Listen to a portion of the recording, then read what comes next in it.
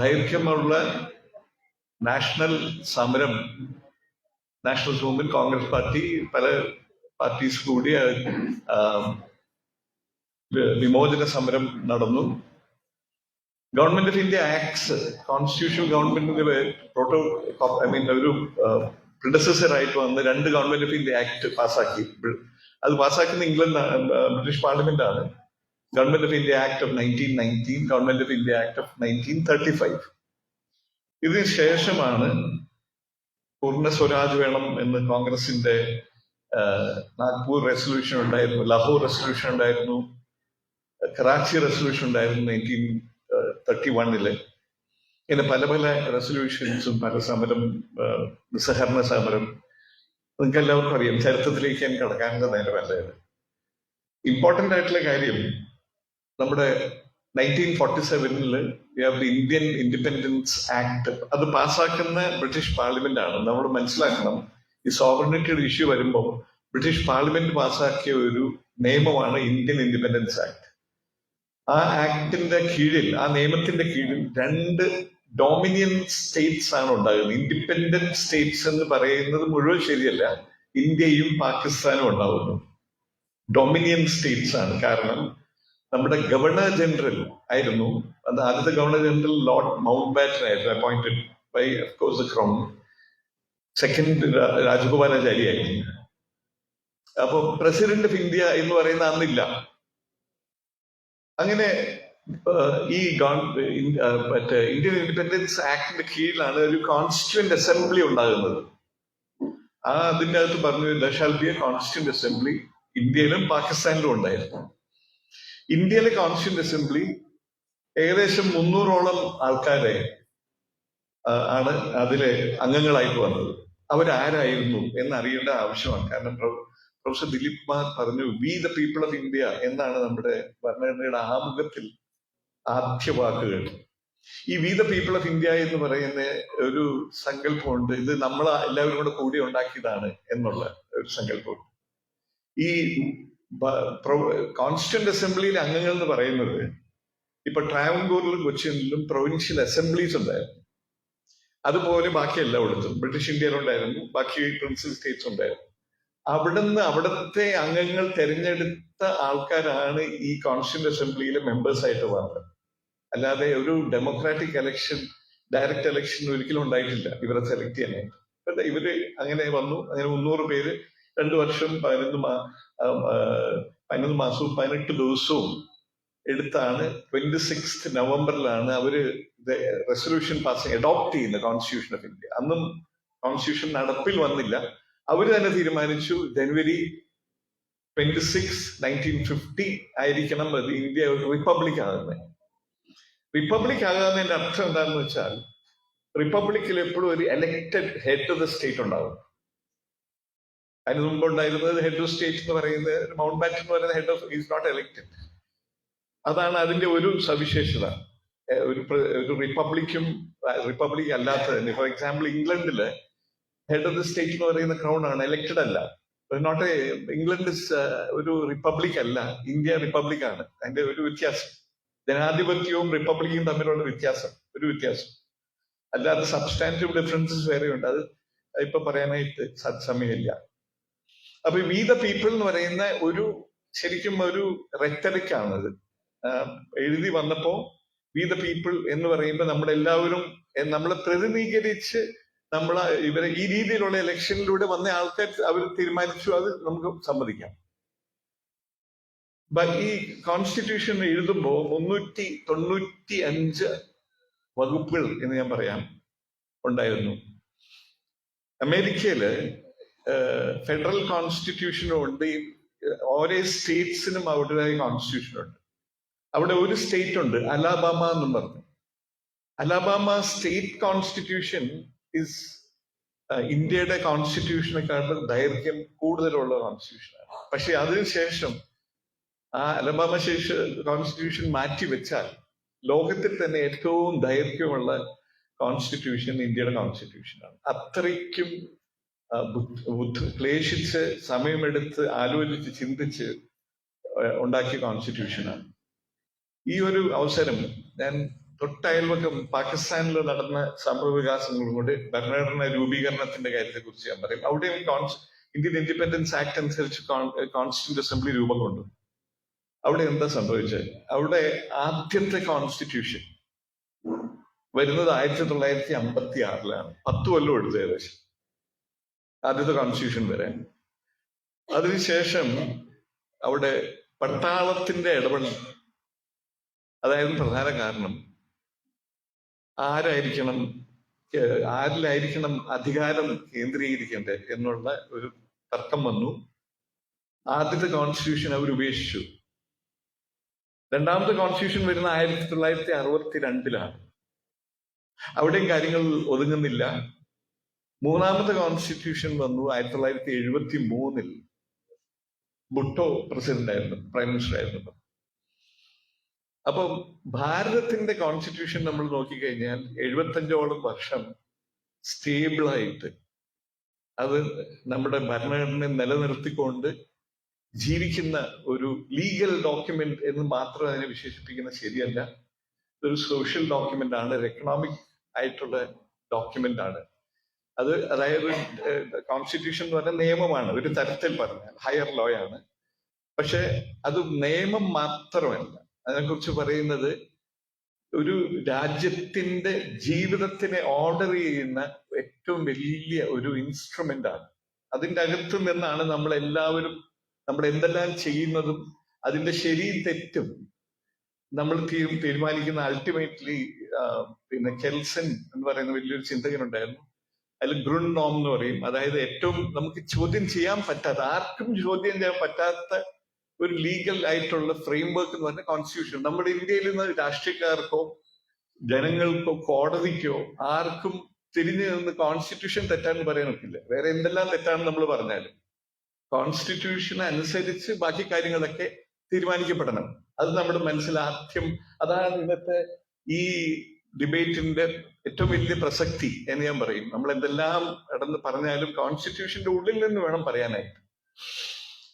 നമ്മുടെ കോൺസ്റ്റിറ്റ്യൂഷൻ ഇത്രയും പാടുപെട്ട് ഇത്രയും പ്രഗത്ഭര് 2 വർഷം 11 മാസം 18 ദിവസം എടുത്ത് തീരുമാനിച്ച കോൺസ്റ്റിറ്റ്യൂഷൻ നിങ്ങൾക്കറിയോ എന്ന് എനിക്കറിയില്ല. പക്ഷെ 106 പ്രാവശ്യം അതിനെ ഭേദഗതി ചെയ്ത് കഴിഞ്ഞു ഈ 75 വർഷത്തിനുള്ളിൽ.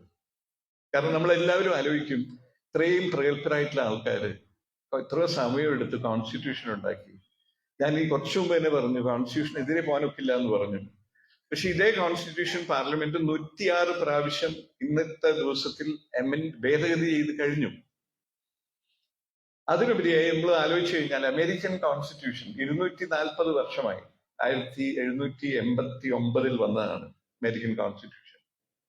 അതിന് ഇത്രയും നാളിലായിട്ട് 27 പ്രാവശ്യം മാത്രമേ ഉള്ളൂ അമെൻഡ് ചെയ്തിട്ടുള്ളൂ. വളരെ ചെറിയ കോൺസ്റ്റിറ്റ്യൂഷൻ ആണ്. നമ്മുടെ കോൺസ്റ്റിറ്റ്യൂഷൻ 395 വകുപ്പുകളുണ്ട്. എന്നിട്ടും നമ്മൾ അതിനെ പലവട്ടം അമെൻഡ് ചെയ്തു. ഞാൻ പറഞ്ഞ 106 പ്രാവശ്യം അമെൻഡ് ചെയ്തു.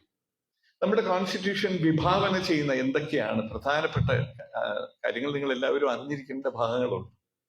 ഏറ്റവും പ്രധാനപ്പെട്ട ഭാഗം മൗലിക അവകാശം എന്ന ചാപ്റ്ററാണ്. പാർട്ട് 3 എന്ന് പറയുന്ന കോൺസ്റ്റിറ്റ്യൂഷന്റെ മൗലിക അവകാശം എന്ന് പറയാൻ കാരണം ഈ അവകാശങ്ങൾ 1931 കറാച്ചി റെസൊല്യൂഷനിൽ തന്നെ കോൺഗ്രസ് പാർട്ടി തീരുമാനിച്ചിട്ടുണ്ട്. സ്വാതന്ത്ര്യം കിട്ടുമ്പോൾ ഏത് തരത്തിലുള്ള ഭരണ സംവിധാനമായിരിക്കണം, ഏത് തരത്തിലുള്ള അവകാശങ്ങളായിരിക്കണം പൗരന്മാർക്ക് കിട്ടേണ്ടത്. അന്ന് തന്നെ കോൺഗ്രസ് പാർട്ടിയിൽ തീരുമാനം ഉണ്ടായിരിക്കണമെന്ന്.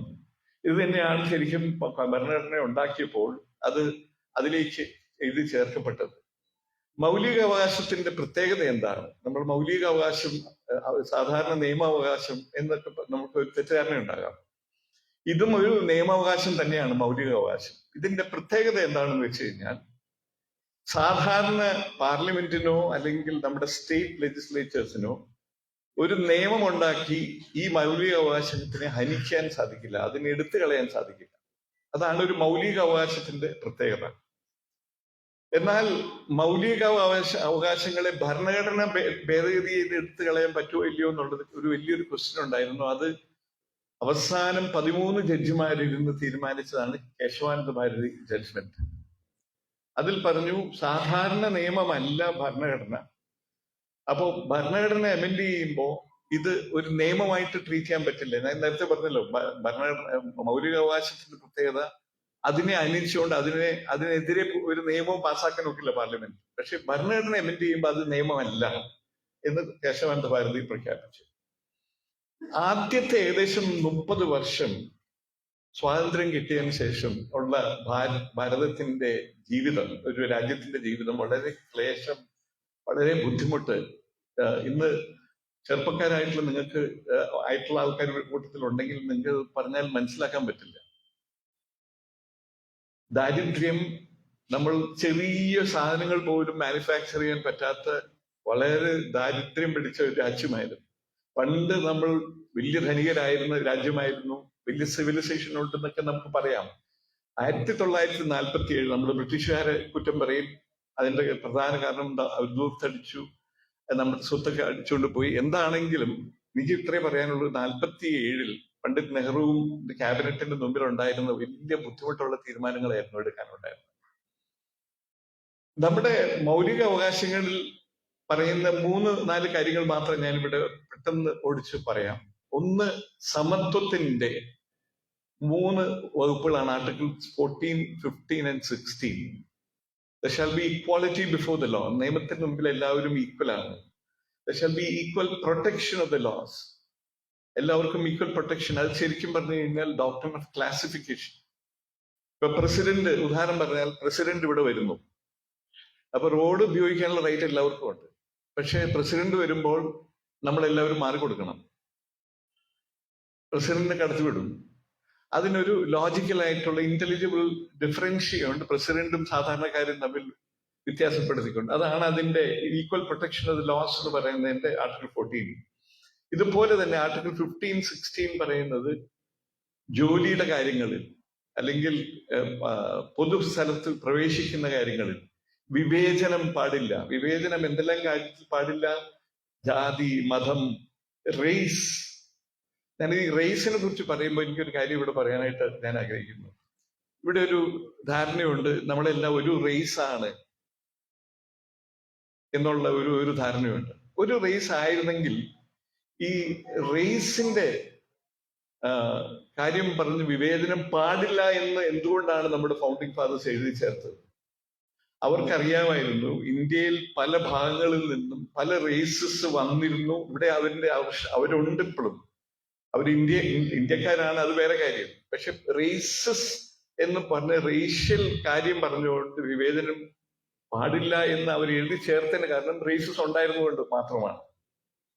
അതുപോലെ സെക്സ്, റിലിജൻ, സെക്സ്, ഇതിങ്ങനെ ഉള്ള കാര്യങ്ങൾ വിവേചനം പാടില്ല. അപ്പൊ ആമുഖത്തിൽ പറയുന്ന കാര്യം കൂടി ഞാൻ ഇവിടെ പെട്ടെന്ന് ഓടിച്ചു പറയാം. നമ്മുടെ ഭരണഘടന ആമുഖം വളരെ പ്രധാനപ്പെട്ട ഒരു ഡോക്യുമെന്റ് ആണ്. അതിൽ പറഞ്ഞു, we the people of India do resolve in we will constitute ourselves into a sovereign, അധികാരം, സോവറിൻ എന്ന് പറയുന്നത് ജനാധിപത്യം, ഡെമോക്രാറ്റിക് റിപ്പബ്ലിക്. ഞാൻ നേരത്തെ പറഞ്ഞു, ഒരു എലക്റ്റഡ് പ്രസിഡന്റ് ഉണ്ടാകുക എന്നുള്ളതാണ് അതിന്റെ പ്രജാതന്ത്രം എന്ന് പറയുന്നത്. അതാണ് അതിന്റെ അർത്ഥം. അന്ന് 1950 കോൺസ്റ്റിറ്റ്യൂഷൻ ഉണ്ടാകുമ്പോൾ മതേതരത്വം ഉണ്ടായിരുന്നില്ല ആമുഖത്തിൽ, സോഷ്യലിസം ഉണ്ടായിരുന്നില്ല.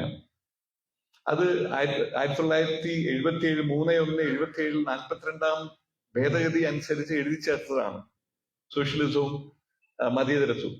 മിസസ് ഗാന്ധി പ്രൈം മിനിസ്റ്റർ ആയിരുന്ന കാലഘട്ടം അന്നായിരുന്നു അങ്ങനെ അത് വന്നത്. അപ്പോ ഈ രീതിയിൽ കോൺസ്റ്റിറ്റ്യൂഷനെ ഇവര് ഈ ആമുഖത്തിലേക്ക് വീണ്ടും ഒന്ന് നോക്കിക്കഴിഞ്ഞാൽ അതിൽ പറയുന്നത് ഈ രീതിയിൽ ജനാധിപത്യം, പരമാധികാരം ഉള്ള ഒരു ഗവൺമെന്റ്, സർക്കാരായിരിക്കും, സ്റ്റേറ്റ് ആയിരിക്കും. ഇത് എന്തിനു വേണ്ടിയിട്ടാണ്? ഒന്നാമത്തെ കാര്യം നീതി കിട്ടാൻ വേണ്ടിയിട്ടാണ്. എല്ലാ ഭാരതീയർക്കും നീതി കിട്ടാൻ വേണ്ടി. നീതിനെ അതിന്റെ നിർവചനം വളരെ വ്യാപ്തിയുള്ള ഒരു കൺസെപ്റ്റ് ആണ് പ്രിയാമ്പിളിലുള്ളത്. നീതി എന്ന് പറഞ്ഞാൽ സോഷ്യൽ, എക്കണോമിക് ആൻഡ് പൊളിറ്റിക്കൽ. സാമൂഹ്യം, രാഷ്ട്രീയം, സാമ്പത്തികം, നീതി. ഈ 3 തരത്തിലുള്ള നീതി എല്ലാവർക്കും കിട്ടണം. ഈ നീതി കിട്ടുന്നതും നമുക്ക് പല ഫോം ഓഫ് ഗവൺമെന്റ് ഉണ്ട്. നമ്മുടെ ഫൗണ്ടിങ് ഫാദേഴ്സിന് വളരെയധികം നിർബന്ധം ഉണ്ടായിരുന്നു, ഇതിന്റെ മാർഗങ്ങളും നല്ലതായിരിക്കും, ഒരു ടൊട്ടാലിറ്റേറിയൻ സ്റ്റേറ്റ് ആയിരിക്കരുത്. അതുകൊണ്ട് അവരെന്ത് ചെയ്തു? അവർ പറഞ്ഞു ഇത് എന്തിനു വേണ്ടിയിട്ടാണ്?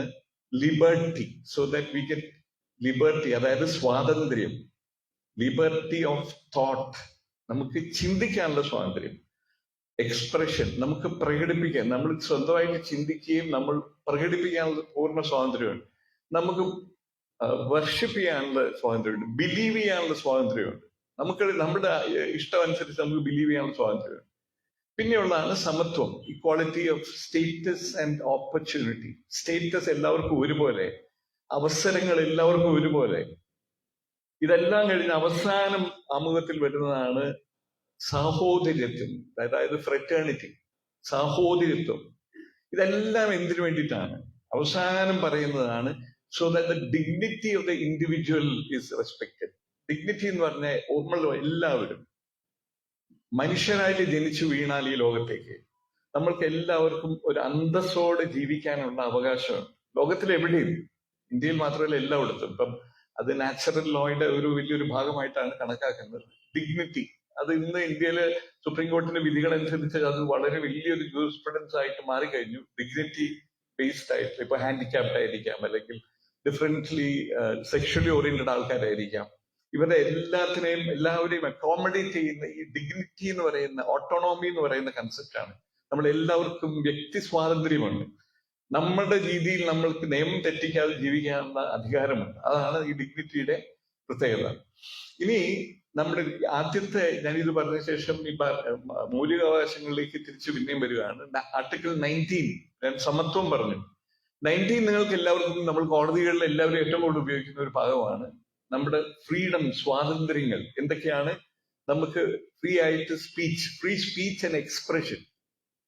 ഒരു ചെറിയ ഉദാഹരണം പെട്ടെന്ന് ഞാൻ പറയാം. നാഷണൽ ആന്തം കേസ് ഉണ്ടായി ഇന്ത്യയിൽ, നിങ്ങൾക്കറിയാം, കേരളത്തിൽ നിന്നാണ് അത് പോയത്. യഹോവ സാക്ഷികൾ എന്ന് പറയുന്ന പിള്ളേര്, അവര് സ്കൂളില് നാഷണൽ ആന്തം പാടണം എന്നും പറഞ്ഞ് ഗവൺമെന്റ് ഒരു സർക്കുലർ ഇറക്കി. നിയമമല്ലായിരുന്നു, സർക്കുലർ ആയിരുന്നു. അവര് നാഷണൽ ആന്തം അവര് പറഞ്ഞു ഞങ്ങളുടെ ദൈവമാണ്, ഞങ്ങളുടെ ദൈവം കഴിഞ്ഞിട്ടേ ഉള്ളൂ എല്ലാം. അപ്പൊ അതുകൊണ്ട് ഞങ്ങൾ നാഷണൽ ആന്തത്തിനെ ഞങ്ങൾ ബഹുമാനിക്കാതിരിക്കില്ല. നാഷണൽ ആന്തം പാടുമ്പോൾ ഞങ്ങൾ അറ്റൻഷൻ പൊസിഷനിൽ നിൽക്കും, പക്ഷെ ഞങ്ങൾ പാടില്ല. അത് സുപ്രീം കോടതിയിലെത്തി. സുപ്രീം കോടതി പറഞ്ഞു അത് അവരുടെ മൗലിക അവകാശത്തിന്റെ ഒരു ഭാഗമാണ്, ആർട്ടിക്കിൾ 19 ഭാഗമാണ്. കാരണം 19 അനുസരിച്ച് അവർക്ക് അവരുടെ ഫ്രീഡം ഓഫ് എക്സ്പ്രഷൻ എന്ന് പറയുന്ന ഒരു വലിയൊരു കൺസെപ്റ്റ് ആണ്. അതിൽ പലതും പെടും. ചെറിയ ഉദാഹരണം പറഞ്ഞു കഴിഞ്ഞാൽ, ഇപ്പൊ നമ്മൾ വോട്ട് ചെയ്യുമ്പോൾ നമ്മൾ ആർക്ക് വോട്ട് ചെയ്യണമെന്ന് നമ്മൾ തീരുമാനിക്കും. ഇപ്പൊ നോട്ട എന്ന് പറയുന്നത് ഒക്കെ ഉത്ഭവിച്ച ഇങ്ങനെയാണ്, നമ്മുടെ തീരുമാനിക്കാനുള്ള അവകാശം. അല്ലെങ്കിൽ രാഷ്ട്രീയക്കാരുടെ ക്രിമിനൽ പശ്ചാത്തലത്തെ കുറിച്ച് നമുക്ക് അറിവ് സമ്പാദിക്കാനുള്ള അതിന്റെ ഒരു ഏറ്റവും വലിയ ഒരു റെപ്പോസിറ്ററി എന്ന് പറയുന്നത് ആർട്ടിക്കിൾ 19 ആണ്. കാരണം നമുക്ക് അറിവ് കിട്ടിയാലേ ഉള്ളൂ നമ്മുടെ അറിവിനെ നമുക്ക് പ്രകടിപ്പിക്കാൻ പറ്റുള്ളൂ. ആർട്ടിക്കിൾ 19 പറയുന്നത് എന്താണ്? നമ്മുടെ അറിവ്, നമ്മുടെ ഫ്രീ ആയിട്ട് നമ്മുടെ അഭിപ്രായം പറയാന്ന്. നമ്മൾ എങ്ങനെയാണ് നമ്മുടെ അഭിപ്രായം ഫ്രീ ആയിട്ട് ഒരു ജനാധിപത്യത്തിൽ നമ്മൾ പ്രകടിപ്പിക്കുന്നത്? നമുക്ക് വേണ്ടുന്ന ഇൻപുട്സ് അറിവില്ലെങ്കിൽ, അതിനു വേണ്ടിയിട്ടാണ് ആർട്ടിക്കിൾ 19 അങ്ങനെ ഇന്റർപ്രറ്റ് ചെയ്തു പോയത്.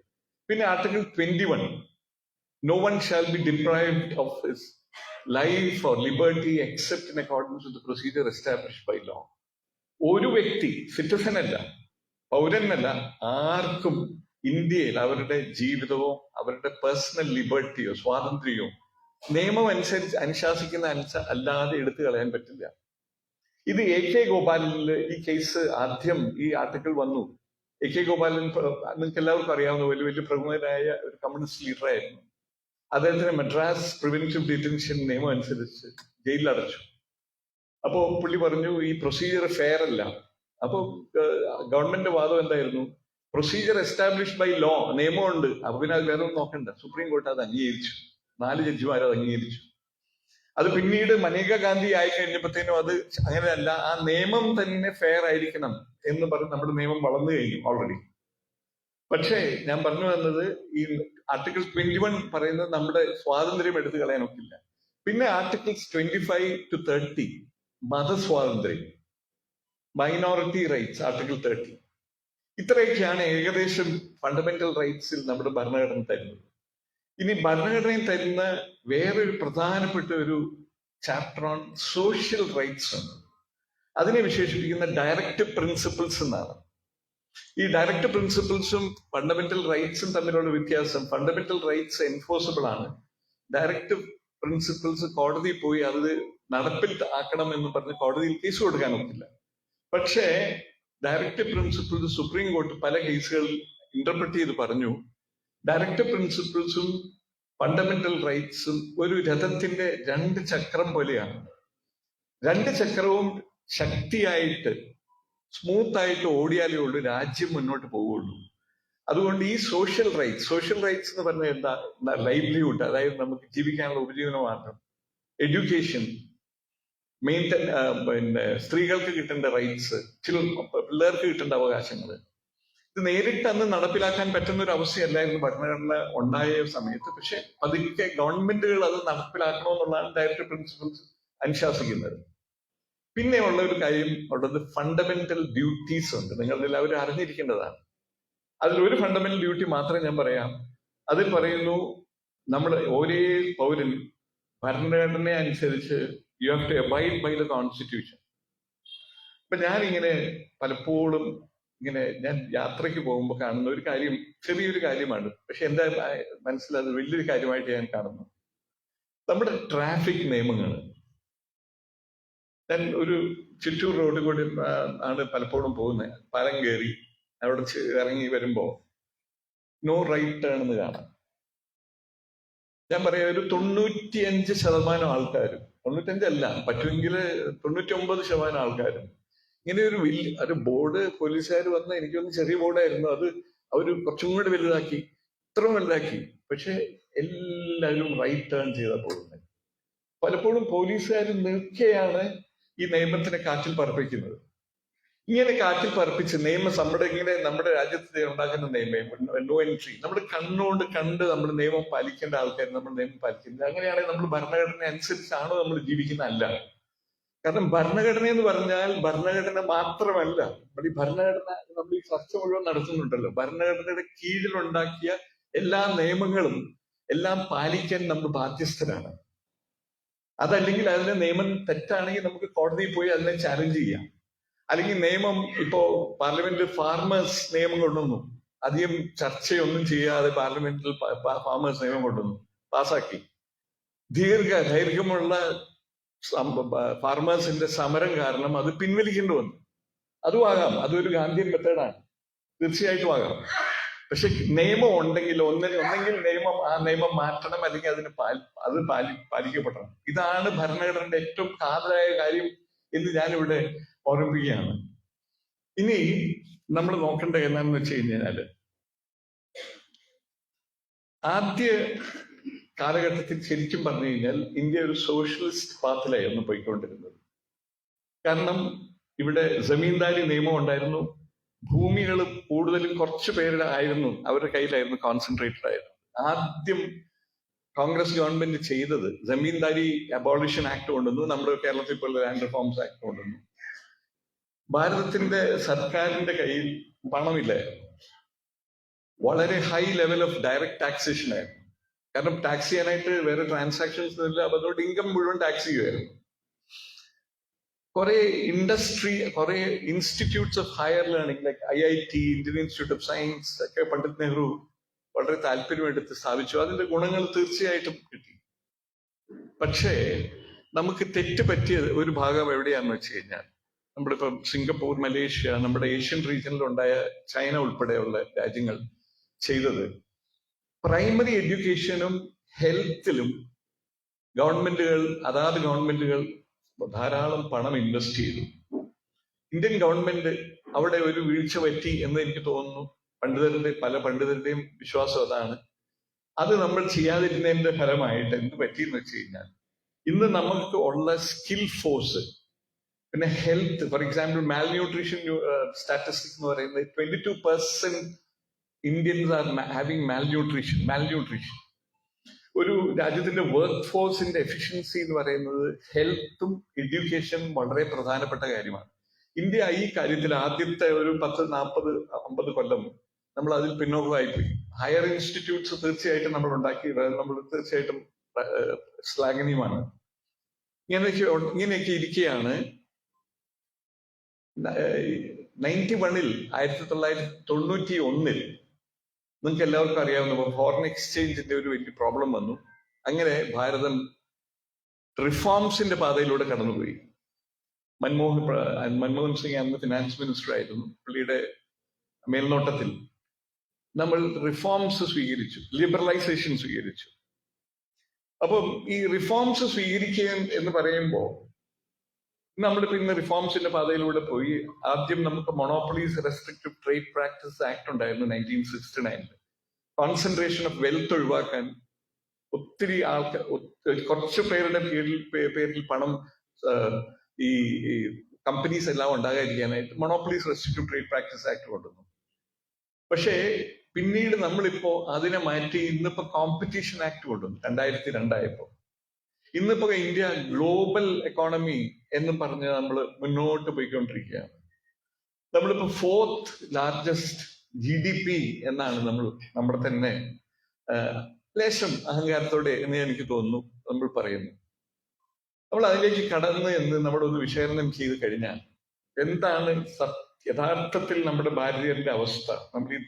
ഞാനൊരു കാർട്ടൂൺ കണ്ടു. ഒരു ധർമ്മക്കാരൻ പറയാണ്, മകനോട് പറയാതെ നമ്മുടെ രാജ്യം 4th ലാർജസ്റ്റ് GDP ആണ്, കയ്യിലിരിക്കുന്ന തെണ്ടുന്ന പാത്രമാണ്. അപ്പോ ഇതിന്റെ അകത്ത് നോക്കുമ്പോ ചില സ്റ്റാറ്റിസ്റ്റിക്സ് നിങ്ങളുടെ മുമ്പിൽ ഞാൻ അവതരിപ്പിക്കാൻ ആഗ്രഹിക്കുകയാണ്. 1% ഇന്ത്യയിലെ ടോപ്പ് ആയിട്ടുള്ള 1% ആൾക്കാർ ഇന്ത്യയുടെ നാഷണൽ ഇൻകം, രാജ്യത്തിന്റെ വരുമാനത്തിന്റെ 22.6% കൈയടക്കിയിരിക്കുകയാണ്. 1%, ഇതേ 1% ഇന്ത്യയുടെ സ്വത്തിന്റെ കൺട്രോൾ ചെയ്യുന്നത് 40.1% സ്വത്ത് കൺട്രോൾ ചെയ്യുന്ന 1% ആൾക്കാരാണ്. ഇന്ത്യയിലെ ആദ്യത്തെ 10%, ഏറ്റവും പണമുള്ള 10%, 65% സ്വത്ത് അവരാണ് കൺട്രോൾ ചെയ്യുന്നത്. 50% ഇന്ത്യയുടെ ഏറ്റവും അടിത്തട്ടിലുള്ള ആൾക്കാർ, അവർക്ക് കിട്ടുന്ന സ്വത്ത്, അവർക്ക് കിട്ടുന്ന വരുമാനം, ആണ്ട് വരുമാനം 72,000 രൂപ താഴെയാണ് ഒരു സ്റ്റാറ്റിസ്റ്റിക്സ് പ്രകാരം. വിച്ച് മീൻസ് 6,000 രൂപ പോലും ഒരു മാസം തയ്ക്കുന്നില്ല. നമ്മൾ ഇന്ത്യ എന്ന് പറയുമ്പോൾ നമ്മളിവിടെ ഇന്നിപ്പോ കേരളമല്ല ഇന്ത്യ. നമ്മൾ ഒരിക്കലും അങ്ങനെ ഒരു തെറ്റിദ്ധാരണ ഉണ്ടായിരുന്നു. നമ്മൾ വെളിയിൽ പോയി, ഞാൻ ഉത്തരാഖണ്ഡിലുണ്ടായിരുന്നു, ഞാൻ അല്ലാതെ അവിടെ നിങ്ങൾക്കും പലർക്കും അറിയാം, നിങ്ങളൊക്കെ യാത്ര ചെയ്യുമ്പോൾ കാണും. ഈ കേരളമായിട്ട് കമ്പയർ ചെയ്യരുത്, കേരളമായിട്ട് ഒരു ബന്ധവുമില്ല അവിടെ നടക്കുന്ന കാര്യങ്ങൾ. മധ്യവർഗത്തിൽപ്പെട്ട ഈ വരുമാനം എന്ന് പറയുമ്പോൾ ഏകദേശം 15,000 രൂപ താഴെയാ വരുന്ന ഒരു മാസം. സോ 50% കഴിഞ്ഞ് 40% ഈ 14,000 നമ്മുടെ GDP-യുടെ കണക്ക് പ്രകാരം തന്നെ $3,000 നമ്മുടെ ഇൻകം ആയിട്ട് ട്രീറ്റ് ചെയ്യുന്നത്, പെർ ക്യാപിറ്റ ഇൻകം. ഈ GDP എന്ന് പറയുമ്പോൾ നമ്മൾ പറയും 4th ലാർജസ്റ്റ് GDP, നമ്മളിപ്പോ ചൈനയെ നമ്മൾ ജപ്പാനെ ഓട്ടിക്കുകയും മറ്റതൊക്കെ പറയും. പക്ഷെ പെർ ക്യാപിറ്റ നമ്മൾ എടുത്തു കഴിഞ്ഞാൽ 150 രാജ്യങ്ങളിൽ നമ്മൾ 130ാമത്തെ റാങ്കേ ആവുന്നുള്ളൂ. 130, നമ്മൾ 4ാമത്തെ GDP ഉണ്ട്. പക്ഷെ പെർ ക്യാപിറ്റ ഇത് വീതിച്ച് കഴിയുമ്പോൾ, അപ്പൊ വളരെ അതിസമ്പന്നന്മാരായിട്ടുള്ള 10%, ആദ്യത്തെ 1% ഞാൻ നേരത്തെ പറഞ്ഞു, ഇനി 10% ഇത് ഒഴിച്ചു കഴിഞ്ഞ് നമ്മൾ നമ്മുടെ ഇൻകം എടുത്തു കഴിഞ്ഞാൽ അവരുടെയാണ് 90% ഭാരതീയര്. ഈ വീത പീപ്പിൾ നമ്മൾ പറയുന്ന ഇവരാണ്. അവരുടെ അവസ്ഥ എന്താണ് ശരിക്കും പറഞ്ഞു കഴിഞ്ഞാൽ? നമ്മൾ എവിടെ എത്തി നിൽക്കുന്നു? അപ്പോ ഇതൊരു വലിയ ഒരു തിരിച്ചറിവാണ് നമ്മുടെ ഇങ്ങനത്തെ ചർച്ചകളിൽ നമ്മളെ നയിക്കേണ്ടത്. നമ്മുടെ കോൺസ്റ്റിറ്റ്യൂഷൻ ഈ 90% ആൾക്കാർക്ക് എന്തർത്ഥമാണുള്ളത്? ബ്രിട്ടീഷുകാർ ഭരിച്ചിരുന്നതും ഇന്ന് ഭരിക്കുന്നതുമായിട്ടും എന്ത് അർത്ഥം? സ്വാതന്ത്ര്യം, രാഷ്ട്രീയ സ്വാതന്ത്ര്യം നമുക്ക് ലഭിച്ചു എന്ന് നമുക്ക് പറയാം. ഞാൻ സ്വതന്ത്രനാണ്, സ്വാതന്ത്ര്യത്തിന്റെ ശ്വാസമാണ് എന്റെ ഉള്ളിൽ. പക്ഷേ സ്വാതന്ത്ര്യം എന്ന് പറഞ്ഞാൽ എക്കണോമിക് ലിബർട്ടി ഇല്ലെങ്കിൽ, എക്കണോമിക് ഫ്രീഡം ഇല്ലെങ്കിൽ എന്തർത്ഥമാണ് ഉണ്ടാകുന്നത്? Take for example employment. Professor Arun Kumar എന്ന് പറഞ്ഞ JNU എന്നാണ് അദ്ദേഹത്തിന്റെ സ്റ്റഡീസ് ഉണ്ട്, റിപ്പോർട്ടുണ്ട്. നമ്മുടെ എംപ്ലോയ്മെന്റ് പറയുന്നത് 3% ആണ് അൺഎംപ്ലോയ്മെന്റ് എന്ന് പറയുന്നത്. പക്ഷെ പുള്ളി പറയുന്നത് 4 തരത്തിലുള്ള അൺഎംപ്ലോയ്മെന്റ് ഉണ്ട് ഇന്ത്യയിൽ. സാധാരണ അൺഎംപ്ലോയ്മെന്റ്, ജോലിയില്ലാതെ നിൽക്കുന്നു. ചില സെക്കൻഡ് അണ്ടർ അൺഎംപ്ലോയ്മെന്റ്, എംപ്ലോയ്മെന്റ് ഉള്ള പോലെ തോന്നിക്കും, പക്ഷെ ആവശ്യമില്ലാതെ ഇപ്പം കൃഷി സ്ഥലത്ത് പോയി ഒരു കുടുംബത്തിലെ കുറെ പേര് ജോലി ചെയ്യുമ്പോൾ ആവശ്യമില്ല അവിടെ. ഇതുപോലെ ഡിസ്ഗൈസ്ഡ് അൺഎംപ്ലോയ്മെന്റ്. പിന്നെ ജോലിക്ക് നോക്കിയിട്ട് മടുത്ത് ഇരിക്കുന്ന ആൾക്കാർ. നിങ്ങളൊക്കെ അറിയുന്നത് പോലെ തന്നെ ഷോക്കിംഗ് ആയിട്ടുള്ള സ്റ്റാറ്റിസ്റ്റിക്സ് ഉണ്ട്. 60,000 പിന്നെ ക്ലാർക്കും പ്യൂണിന്റെ ജോലിക്ക് PhD ഉള്ള ആൾക്കാർ അപ്ലൈ ചെയ്യുന്ന രാജ്യമാണ് നമ്മുടെ. അപ്പൊ നമ്മൾ ഈ GDP എന്ന് വെച്ച് മാത്രം നമ്മുടെ രാജ്യത്തിന്റെ വികസനത്തിനെയോ അതിന്റെ ആർത്ഥിക അവസ്ഥയെ നമ്മൾ അടക്കാൻ നമ്മൾ തുനിയരുത് എന്നാണ് ഞാൻ പറഞ്ഞതിന്റെ അർത്ഥം. ഇനി നമ്മുടെ കോൺസ്റ്റിറ്റ്യൂഷന്റെ കീഴിലുണ്ടായ ചില ഡെവലപ്മെന്റ്സ് കൂടി ഞാൻ പറഞ്ഞിട്ട് വെല്ലുവിളികളിലേക്ക് വരികയാണ്. ഇവിടെ ജസ്റ്റിസ് കൃഷ്ണയ്യരും ഭഗവതിയും താല്പര്യമെടുത്ത് സ്ഥാപിച്ച ഒരു പ്രത്യേക ഒരു മെക്കാനിസമാണ് പബ്ലിക് ഇൻട്രസ്റ്റ് ലിറ്റിഗേഷൻ. ഇപ്പൊ ഇന്ന് എല്ലാവരും ആക്സെപ്റ്റ് ചെയ്തു. 75-ൽ റത്ലം മുനിസിപ്പാലിറ്റി എന്ന് പറയുന്ന ഒരു കേസിലായിരുന്നു ആദ്യം ജസ്റ്റിസ് കൃഷ്ണയ്യർ അധ്യക്ഷനായിരുന്നത്. ആ കേസിൽ എന്തായിരുന്നു, അവിടെ മുനിസിപ്പാലിറ്റി അതിന്റെ ഡ്യൂട്ടീസ് ചെയ്യാനായിട്ട് വിസമ്മതിച്ചു. അതിന് കാരണമായിട്ട് പറഞ്ഞ അവരുടെ അടുത്ത് പണമില്ല, ഫണ്ട്സ് ഇല്ല, ഞങ്ങൾക്ക് ഇത് ചെയ്യാൻ സാധിക്കില്ല, ഞങ്ങളുടെ ഡ്യൂട്ടീസ് ആണ്, പക്ഷെ ഞങ്ങളുടെ പണമില്ല എന്ന് പറഞ്ഞു.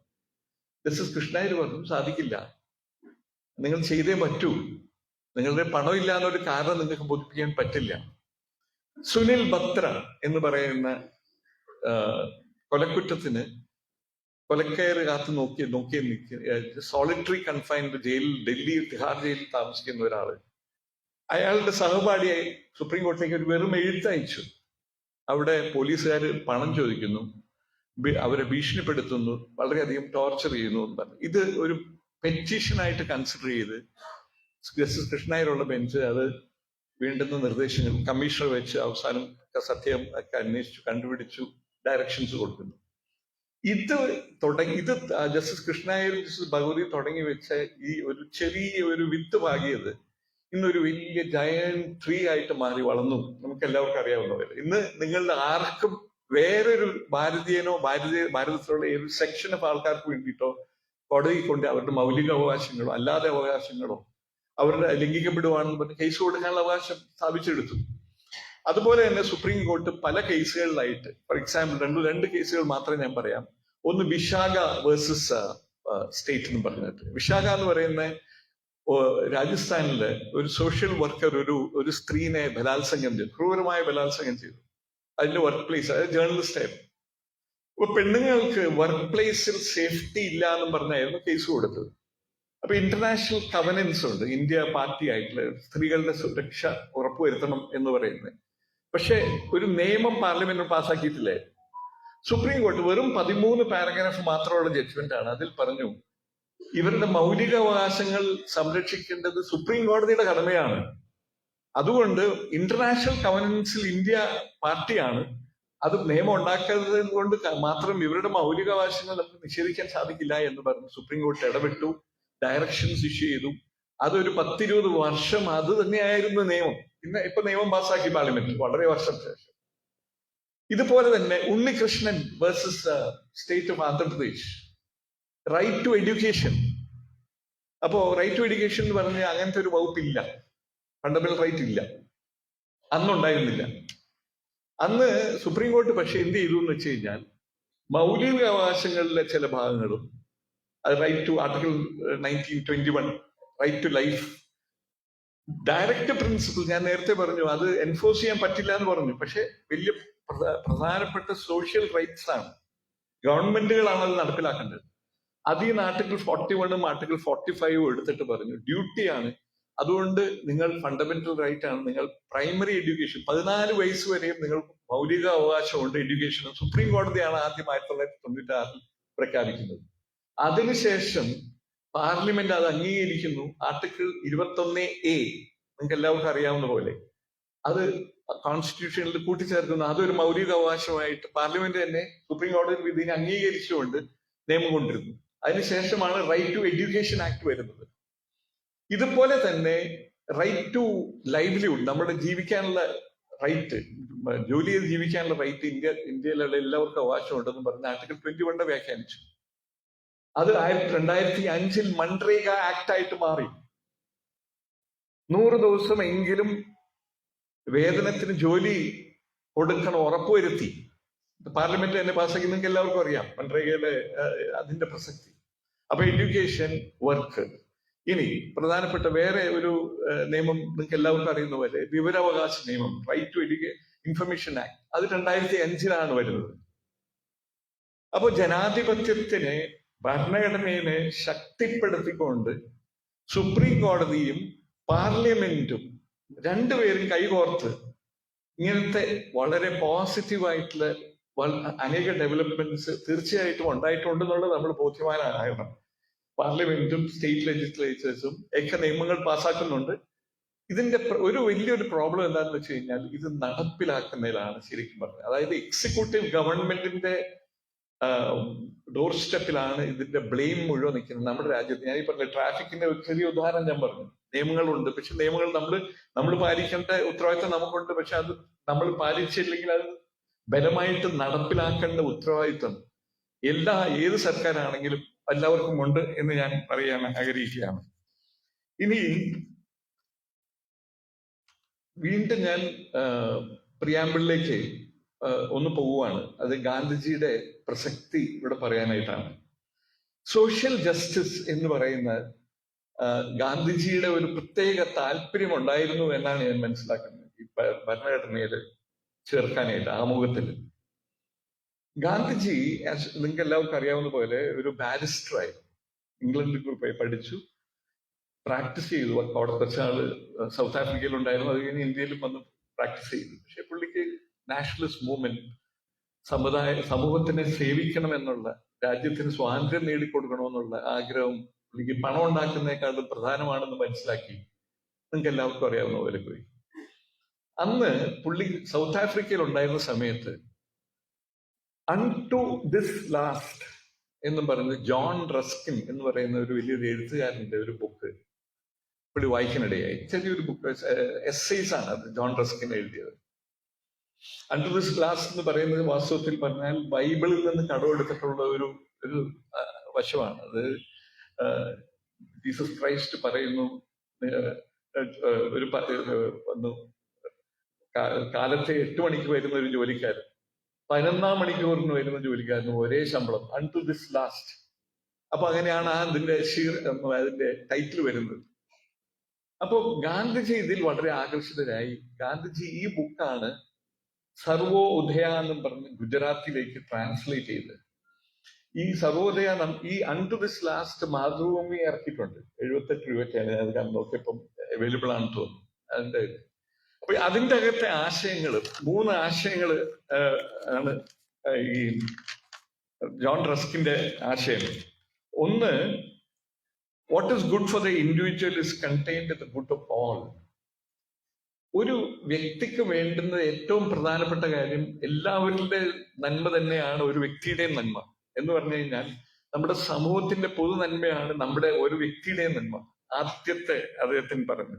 രണ്ടാമത്, അധ്വാനത്തിന്റെ അന്തസ്, എല്ലാവരുടെയും ഡിഗ്നിറ്റി ഓഫ് ലേബർ. ഇപ്പൊ ജഡ്ജി ആയാലും വക്കീലായാലും ബാർബറായാലും ഡ്രൈവറായാലും ക്ലാർക്കായാലും എന്ത് ജോലി ചെയ്താലും അതിന് എല്ലാത്തിനും തുല്യ അന്തസ്സാണ് ഉള്ളത്. പിന്നെ the life of the tiller and the handicraft, അതാണ് ലൈഫ് വർത്ത് ലിവിങ്. അതായത് കർഷകന്റെയും ഹാൻഡിക്രാഫ്റ്റ്, ഗാന്ധിജിയുടെ കാലത്ത് പ്രത്യേകിച്ച് അതായിരുന്നു ഏറ്റവും പ്രധാനം. അപ്പൊ അങ്ങനെയാണ് പുള്ളി സ്വദേശി എന്ന് പറയുന്ന കൺസെപ്റ്റിലേക്ക് ഗാന്ധിജി എത്തുന്നത്. ഇനി ഗാന്ധിജി പറഞ്ഞ 7 സാമൂഹിക തിന്മകളെ കുറിച്ച് ഞാൻ പറയാൻ ഇവിടെ ആഗ്രഹിക്കുന്നു. അതിന് വളരെയധികം പ്രസക്തി ഉണ്ടെന്ന് ഞാൻ വിശ്വസിക്കുന്നത്. അത് എന്നും എക്കാലത്തും ഉണ്ടാവും. 1, ആദർശമില്ലാത്ത രാഷ്ട്രീയം. ശ്രമം ഇല്ലാത്ത സമ്പത്ത്. 3, മനസാക്ഷി ഇല്ലാത്ത സുഖം പ്രാപ്തി. ചാരിത്ര്യമില്ലാത്ത ജ്ഞാനം, knowledge without charity. Character, knowledge without character. മൂല്യങ്ങളില്ലാത്ത കച്ചവടം, മനുഷ്യത്വമില്ലാത്ത ശാസ്ത്രം, സയൻസ് വിതൗട്ട് ഹ്യൂമാനിറ്റി, ത്യാഗമില്ലാത്ത ആരാധന. നിങ്ങൾ ഇതിൽ ഓരോ ആശയങ്ങൾ നിങ്ങൾ എടുത്തു നോക്കിക്കോ. ഗാന്ധിജി അന്ന് പറഞ്ഞ, ജോൺ റസ്കിൻ അതിനു മുമ്പ് പറഞ്ഞ ഈ കാര്യങ്ങളൊക്കെ ഏതൊരു സമൂഹത്തിനും ഏതൊരു കാലത്തും എപ്പോഴും പ്രസക്തമായിട്ടുള്ള മൂല്യങ്ങളാണ്. ഇന്ന് ഗാന്ധിജിയുടെ നിയമം, ഗാന്ധിജി പറഞ്ഞു ലോകത്തില് എല്ലാവരുടെയും നീഡ്സ്, എല്ലാവരുടെയും ആവശ്യങ്ങൾ നിറവേറാനായിട്ടുള്ള എല്ലാ സാമഗ്രികളും ഉണ്ട്. പക്ഷെ അത്യാഗ്രഹം നേടാനായിട്ട് ആരും നമ്മുടെ ലോകത്തിൽ ഉണ്ടാവില്ല, ഒരിക്കലും ഉണ്ടാവില്ല. അതുപോലെ ഗാന്ധിജി വിശ്വസിച്ചിരുന്നത്, ഏറ്റവും പ്രധാനപ്പെട്ടത് പറഞ്ഞത് ഉയർന്ന ആത്മീയ ജീവിതമാണ്. ഗാന്ധിജി വളരെ പയസ് ഹിന്ദു ആയിരുന്നു, പക്ഷെ എല്ലാ മതങ്ങളെയും വിശ്വസിച്ചിരുന്നു. പക്ഷെ പ്രധാനപ്പെട്ട പുള്ളി പറഞ്ഞിരുന്ന ആത്മീയ ജീവിതം. എന്നിട്ട് അദ്ദേഹം പറഞ്ഞു, ആത്മീയ ജീവിതത്തെക്കാൾ വലുതായിട്ട് ഭൗതിക ജീവിതം ഒരിക്കലും വരരുത്. പിന്നെ പറഞ്ഞു വികേന്ദ്രീകരണം. പിന്നെ ഈ സെൻട്രലൈസ്ഡ് ഗവൺമെന്റ്, നമ്മളിപ്പോ ഫെഡറൽ ഗവൺമെന്റ് എന്ന് നമ്മൾ പറയുമ്പോൾ ഇന്ന് നമുക്ക് ഫെഡറൽ ഗവൺമെന്റ് ഉണ്ട്, സ്റ്റേറ്റ് ഗവൺമെന്റ് ഉണ്ട്, പഞ്ചായത്ത് രാജ് ഉണ്ട്. 3 തരത്തിൽ വികേന്ദ്രീകരണം നടന്നിട്ടുണ്ട്. ഗാന്ധിജി ഇതിന്റെ ഏറ്റവും വലിയ വക്താവായിരുന്നു. ഒരിക്കലും ഒരു സ്ട്രോങ് ആയിട്ടുള്ള ഒരു എന്താ പറയുക, മോണോലിത്ത് പോലെ ഒരിക്കലും ഉണ്ടാകരുത് എന്ന് വിശ്വസിച്ചിരുന്ന ആളാണ്. ലളിത ജീവിതം, ഗാന്ധിജി അന്ന് പറഞ്ഞു ലളിത ജീവിതം എന്ന് പറഞ്ഞു. പിന്നെ സ്വദേശി, നോ കൺസ്യൂമറിസം, അതായത് ഉപഭോഗ സംസ്കാരം. പെട്ടെന്ന് ഞാനെങ്കിൽ ഒരു വക്കീൽ വന്ന് എൻ്റെ അടുത്ത് പറഞ്ഞ ഒരു കാലിക പ്രസക്തി ഉണ്ടെന്ന് തോന്നി. വക്കീൽ വന്ന് പറഞ്ഞു, പുള്ളിയുടെ മുമ്പിൽ ഒരു കപ്പിള് വന്നു, അവർ ഡൈവോഴ്സായി. അതിന്റെ പ്രധാന കാരണം എന്താ? 5 ക്രെഡിറ്റ് കാർഡ് ഉണ്ടായിരുന്നു ഇവരെ തമ്മിൽ. മാറി വാശിയെടുത്ത് ലോൺ എടുത്തു. അവസാനം ഭാര്യയുടെ പേരിലായിരുന്നു റിക്കവറി മുഴുവൻ പറഞ്ഞു. അപ്പം ഈ കൺസ്യൂമറിസം ഒരു വശത്തു കൂടെ നമ്മൾ ആലോചിച്ച് കഴിഞ്ഞാൽ ഇന്ന് നമ്മുടെ ഇന്ത്യയുടെ GDP-യുടെ 60% ഇസ് കൺസ്യൂമർ ഡ്രിവൺ ഡിമാൻഡാണ്. നല്ലതല്ലെന്നല്ല ഞാൻ പറയുന്നത്. കൺസ്യൂമർ നമ്മുടെ പണം ഉണ്ടായിട്ട് നമ്മൾ ചെലവാക്കാതെ ഇരുന്ന് കഴിഞ്ഞാൽ ഉണ്ടാക്കുന്ന സാധനങ്ങൾ വിറ്റുപോകില്ല. പക്ഷെ ഗാന്ധിജി ഉദ്ദേശിച്ചിരുന്നത് നമ്മുടെ മീൻസിന്റെ അകത്ത് നമ്മൾ ചെലവഴിക്കുക. നമ്മളിപ്പം ഈ ക്രെഡിറ്റ് കാർഡൊക്കെ നമുക്ക് അറിയാമല്ലോ, എല്ലാവർക്കും അറിയാമല്ലോ, അവരിങ്ങനെ നമ്മൾ ആകർഷിച്ചുകൊണ്ടിരിക്കും. നമ്മൾ അഡ്വർടൈസ്മെന്റ്സും ഉണ്ട്. അപ്പൊ നമ്മൾ ഗാന്ധിജി ഉദ്ദേശിച്ചിരുന്ന ഏതാണ്? നമ്മൾ ലളിതമായ ജീവിതം ജീവിക്കുവാണെങ്കിൽ അനാവശ്യ ദുരാഗ്രഹങ്ങളൊക്കെ നമ്മുടെ മനസ്സിൽ നിന്ന് മാറിക്കിട്ടും. ഈ കൺസ്യൂമറിസത്തിലേക്ക് നമ്മൾ പോകുന്നില്ലെങ്കിൽ. പിന്നെ കമ്മ്യൂണൽ ഹാർമണി. തീർച്ചയായിട്ടും നിങ്ങൾക്ക് എല്ലാവർക്കും അറിയാവുന്ന പോലെ ഗാന്ധിജിയുടെ ജീവിതം തന്നെ അവസാനം ത്യജിക്കുന്നത് കമ്മ്യൂണൽ ഹാർമണിയുടെ അതിന് ആ ഒരു കോസിന് വേണ്ടിയിട്ടായിരുന്നു അദ്ദേഹം ഏറ്റു മരിക്കുന്നത്. കാസ്റ്റിസം. ഇനീഷ്യലി ഞാൻ മനസ്സിലാക്കുന്നത് ഗാന്ധിജി ഒരു പയസ് ഹിന്ദു ആയിരുന്നു. കാസ്റ്റ് സിസ്റ്റത്തിൽ അതിന്റെ ഡിവിഷൻ ഓഫ് ലേബർ, അതിന്റെ ശരിക്കും പറഞ്ഞു കഴിഞ്ഞാൽ പിന്നോക്കം പോയാൽ ഡിവിഷൻ ഓഫ് ലേബർ ആയിട്ട് കണ്ടിരുന്ന ഒരു കാലഘട്ടം ഉണ്ടായിരുന്നു. പക്ഷെ മോഡേൺ കാസ്റ്റ് സിസ്റ്റത്തിൽ എല്ലാവരും ഇങ്ങനെ സുപ്പീരിയർ ഇൻഫീരിയർ എന്ന് പറഞ്ഞ് വേർതിരിക്കുന്ന, മൊബിലിറ്റി ഇല്ലാത്ത ഒരു സ്ട്രാറ്റിഫൈഡ് സിസ്റ്റത്തിന് എതിരെയായി ഗാന്ധിജി. ഒരിക്കലും പാടില്ല. പ്രത്യേകിച്ച് ഹരിജൻസിനെ, ഞാനുള്ള ഹരിജൻ എന്നുള്ള വാക്ക് ഗാന്ധിജിയുടെ ഒരു കോൺട്രിബ്യൂഷനാണ്. Untouchability article 17 of the constitution അത് ബാൻ ചെയ്യുന്നു. നമ്മുടെ ഭരണഘടനയിൽ അത് പാടില്ല എന്ന് പറഞ്ഞിട്ട് പിന്നെ നിയമമുണ്ട്. അപ്പം ഇന്ന് നമ്മൾ ഈ കമ്മ്യൂണൽ സെക്യുലറിസത്തെ കുറിച്ച് നമ്മൾ പറഞ്ഞു കഴിഞ്ഞാൽ, കാരണം സെക്യുലറിസം എന്ന് പറഞ്ഞു കഴിഞ്ഞാൽ നമുക്ക്, ഞാൻ പറഞ്ഞ പോലെ 77-ലാണ് അത് ഭരണഘടന ആമുഖത്തിൽ എഴുതി ചേർത്തത്. പക്ഷേ എന്തുകൊണ്ട് അന്ന് എഴുതി ചേർത്തു എന്ന് പറഞ്ഞു കഴിയുമ്പോൾ ഇതിൽ രത്ന ചുരുക്കം എന്ന് പറഞ്ഞു കഴിഞ്ഞാൽ അതിലെ വലിയൊരു ചരിത്രമാണ്. വേറൊരു ദിവസത്തേക്ക് ചർച്ച ചെയ്യേണ്ട ഒരു കാര്യമാണ്, ദീർഘദൈർഘ്യപ്പെടുത്തിയ ഒരു കാര്യമാണ്. എന്റെ അഭിപ്രായത്തിൽ ഇവിടെ രാഷ്ട്രീയക്കാർ ഇരിപ്പുണ്ട്, പക്ഷെ രാഷ്ട്രീയമാണ് ഈ മതേതരത്വത്തിന്റെ ഒരു വലിയ കാതലായ ശത്രു. എന്തുകൊണ്ടെന്ന് വെച്ച് കഴിഞ്ഞാൽ നമ്മുടെ representation of people's act corrupt practice പറയുന്നുണ്ട്. ഒരു ഇലക്ഷൻ നടക്കുമ്പോൾ you cannot make an appeal based on religion, language. അതായത് മതത്തിന്റെയോ അല്ലെങ്കിൽ ഭാഷയുടെയോ പേരിൽ നിങ്ങൾക്ക് വോട്ട് ചോദിക്കാൻ പാടില്ല. അങ്ങനെ ചെയ്തു എന്ന് തെളിയിച്ചു കഴിഞ്ഞാൽ കറപ്റ്റ് പ്രാക്ടീസ് ആണ്, നിങ്ങളുടെ ഇലക്ഷൻ അസാധുവായി ഡിക്ലെയർ ചെയ്യാം. നമ്മുടെ എല്ലാ ഇലക്ഷനിലും നടക്കുന്നത് അൺഫോർച്ചുനേറ്റ്ലി ഈ മതത്തിന്റെ പേരിൽ വോട്ട് പിടിക്കുന്ന രാഷ്ട്രീയം, ആ സംസ്കാരം, അതാണ് നമ്മുടെ രാജ്യത്തിൽ ഈ എന്താ പറയുക, ഈ കമ്മ്യൂണൽ ഹാർമണി ഇല്ലാതെ ആയതിന്റെ പ്രധാന കാരണം ഞാൻ വിശേഷിച്ചത് എനിക്ക് തോന്നുന്നു. ഇത് ഗാന്ധിജി ഇന്ന് ജീവിച്ചിരുന്നെങ്കിൽ അദ്ദേഹത്തിന് ഒരിക്കലും ഗ്രഹിക്കാൻ പറ്റാത്ത ഒരു യാഥാർത്ഥ്യമാണ്. രാഷ്ട്രീയം ഉപയോഗിച്ച് ഇത് ശരിക്കും പറഞ്ഞ റെപ്രസെന്റേഷൻ ഓഫ് പീപ്പിൾ ആക്ടിൽ ഇത് അമെൻഡ് ചെയ്ത് ചേർക്കുന്നത്, ഇത് ബില്ല് പൈലറ്റ് ചെയ്ത മിനിസ്റ്റർ, നമ്മുടെ യൂണിയൻ മിനിസ്റ്റർ അന്നത്തെ കാലത്ത് പറഞ്ഞു, അത്രയ്ക്കും രൂക്ഷമായി നമുക്ക് ഇത് അമെൻഡ് ചെയ്യാതെ പറ്റില്ല, എല്ലാ ഇലക്ഷനിലും ഇത് തന്നെയാണ്, ഇലക്ഷന്റെ പേരിൽ വോട്ട്, കമ്മ്യൂണൽ വോട്ട് കൊണ്ടിരിക്കുക. പിന്നെ പൊളിറ്റിക്കൽ ജസ്റ്റിസ്, ഞാൻ സോഷ്യൽ ജസ്റ്റിസ് ഇത്രയൊക്കെ പറഞ്ഞു, പൊളിറ്റിക്കൽ ജസ്റ്റിസ് നമുക്കുണ്ടോ? നമ്മുടെ ആമുഖത്തിൽ പറയുന്നത് യൂണിവേഴ്സൽ ഫ്രാഞ്ചൈസ്, അതായത് സ്ത്രീ ആയാലും പുരുഷനായാലും 21 വയസ്സന്ന്, പക്ഷെ ഇപ്പൊ 18 വയസ്സായി, ഏവർക്കും വോട്ട് ചെയ്യാനുള്ള അവകാശം നമ്മുടെ ഭരണഘടന ആദ്യ കാലഘട്ടത്തിൽ തന്നെ ഉറപ്പുവരുത്തിയിരുന്നു. അതിന് തർക്കമില്ല, നമ്മൾ അത് ഉണ്ട്. പക്ഷെ അതാണോ പൊളിറ്റിക്കൽ ജസ്റ്റിസ് നമ്മുടെ ഭാരതീയർക്ക് ലഭിക്കേണ്ടത്? ഞാൻ ഉദ്ദേശിക്കുന്ന കറപ്ഷനാണ്. ഞാൻ പറയുന്ന ഒരു കാരണവശാലും നമുക്ക് കറപ്ഷൻ ആക്സെപ്റ്റ് ചെയ്യോ, നമ്മൾ അത് അക്കോമഡേറ്റ് ചെയ്യേണ്ട ഒരാവശ്യവുമില്ല. നമ്മൾ GDP നമ്മൾ 4ാമത്തെ GDP ആയി നമ്മൾ പറയുന്നു. എന്നിട്ട് നമ്മുടെ ഓരോ ഗവൺമെന്റ് ഓഫീസുകളിൽ ചെല്ലുമ്പോൾ നമ്മൾ കൈക്കൂലി കൊടുക്കാതെ നമ്മുടെ കാര്യങ്ങൾ സാധിക്കുമെന്ന് നമുക്ക് എല്ലാവർക്കും പറയാനൊക്കുമോ? നമ്മൾ എവിടെയൊക്കെ നമ്മൾ തന്നെ നിയമം തെറ്റിക്കുന്നു നമ്മൾ കൈക്കൂലി കൊടുക്കുമ്പോൾ. നമുക്ക് കിട്ടേണ്ട അവകാശപ്പെട്ട കാര്യങ്ങൾ, ഞാൻ പുറത്തെ രാജ്യങ്ങളെ കുറിച്ച് ഞാൻ കേട്ടിരിക്കുന്നത്, അവിടെ നിങ്ങൾ കിട്ടേണ്ട ഒരു കാര്യമാണെങ്കിൽ നിങ്ങൾക്ക് കിട്ടിയിരിക്കും, നിങ്ങൾ പൈസ കൊടുക്കേണ്ട ആവശ്യമില്ല. ഇനി നിങ്ങൾക്ക് കിട്ടണ്ടാത്ത ഒരു കാര്യമാണ്, നിങ്ങൾ എത്ര രൂപ കൊടുത്താലും നിങ്ങൾക്ക് കിട്ടില്ല.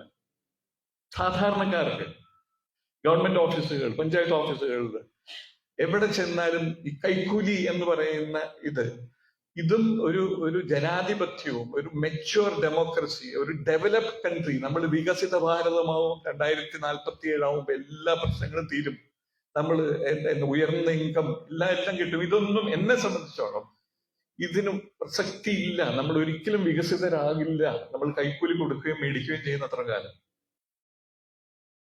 31% നമ്മുടെ പാർലമെന്റിലെ അംഗങ്ങൾക്കെതിരെ പ്രധാനപ്പെട്ട കേസുകൾ, ക്രിമിനൽ കേസുകളുണ്ട്.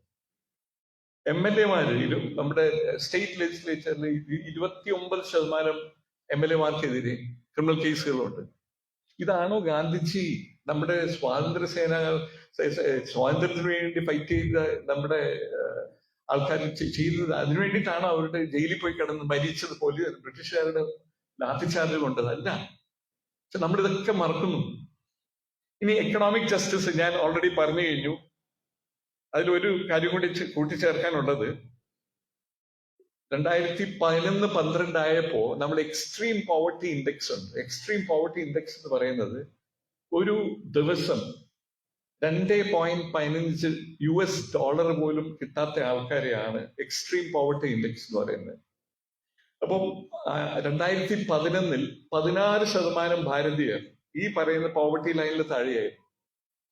ഇപ്പോഴത്തെ ഗവൺമെന്റ് പറയുന്നത് അവര് അതിനെ കുറച്ചു 2.3% 16% നിന്ന് കുറച്ച് 2.3% വെട്ടി കുറച്ചു എന്ന് പറയും.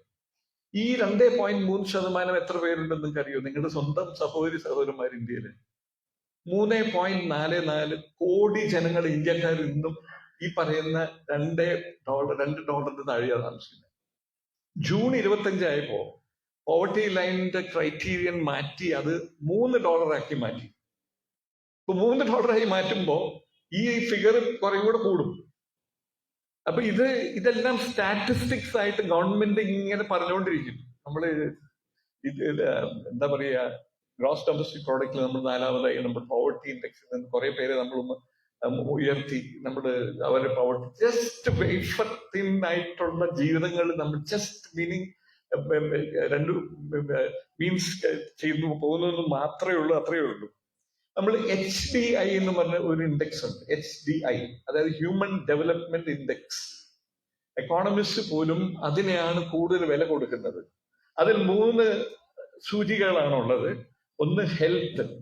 ഹെൽത്ത് എന്ന് പറഞ്ഞാൽ ലൈഫ് എക്സ്പെക്ടൻസി. ഇന്ത്യയിൽ ലൈഫ് എക്സ്പെക്ടൻസി 71 വർഷമാണ്. 1951 32 വർഷമായിരുന്നു, ഇന്നിപ്പോ 71 വർഷമായി. പക്ഷേ നമ്മുടെ ഗവൺമെന്റ് ആശുപത്രി, നമ്മുടെ കേരളത്തിലല്ല, ഞാൻ വീണ്ടും പറയുന്നു, നമ്മുടെ കേരളത്തിലല്ല, നമ്മൾ വടക്കേ ഇന്ത്യയിൽ പോയാൽ, ഞാൻ ഒരു റിപ്പോർട്ട് വായിക്കുകയായിരുന്നു, 100 കിലോമീറ്റർ ഒക്കെയാണ് ഒരു ഒരു ഡോക്ടറെ കാണണമെങ്കിൽ പോയി എടുക്കുന്നത്. 100 കിലോമീറ്റർ.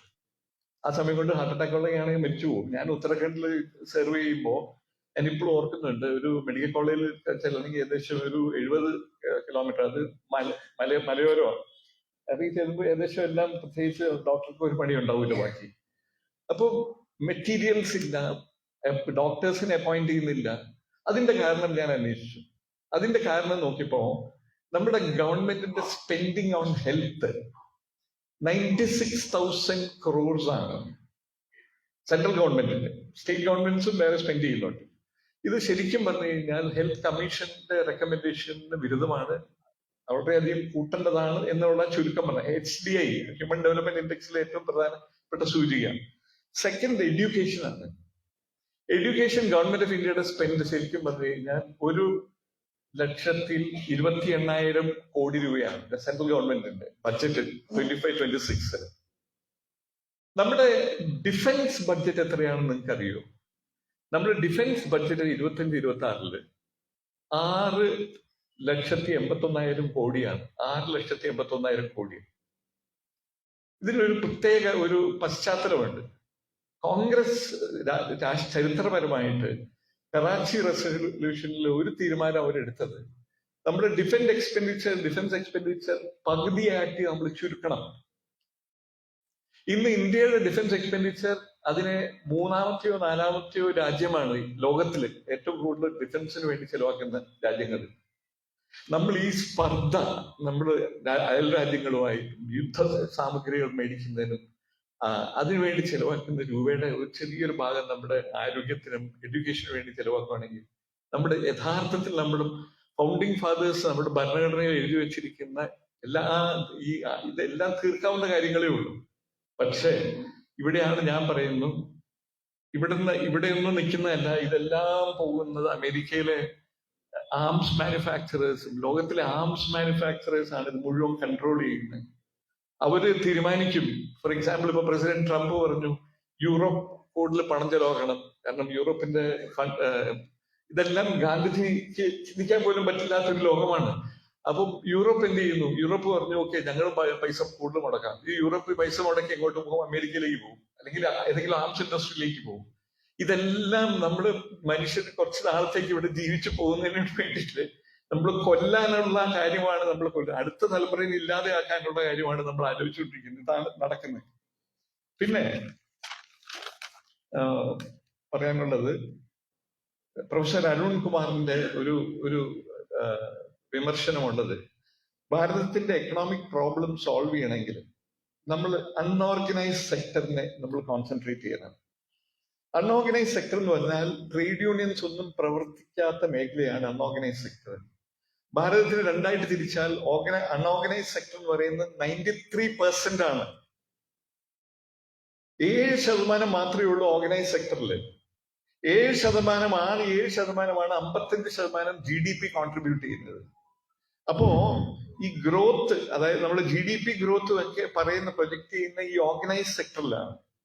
ഈ കുടിൽ വ്യവസായങ്ങൾ, ഏകദേശം 6 കോടി കുടിൽ വ്യവസായങ്ങളുണ്ട് ഇന്ത്യയിൽ. 11 കോടി ജനങ്ങൾക്ക് എംപ്ലോയ്മെന്റ് കൊടുക്കുന്നത്.